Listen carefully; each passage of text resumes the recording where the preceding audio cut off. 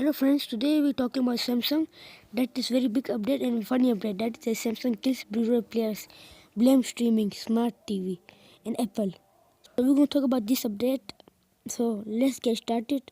Samsung announced the last week that it was no longer producing new 1080p or 4K Blu-ray players. If you are looking for the canary in the video disc coal mine, it doesn't get any bigger than this.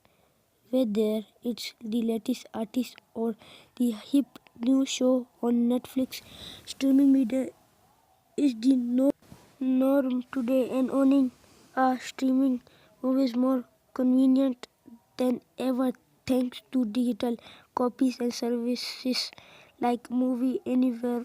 One result is the popularity of cheap media streamers like Roku, Amazon Fire TV are on the rise while Blu-ray player sales are declining. But people still continue to buy these players, and 4K Blu-ray delivers best audio and video quality you can buy in home video without the need for a fast internet connection. Samsung made the first 4K Blu-ray player, the UDB K8500, and still makes plenty of high-end TV. So, as a Blu-ray player reviewer, its exit came as a surprise to me.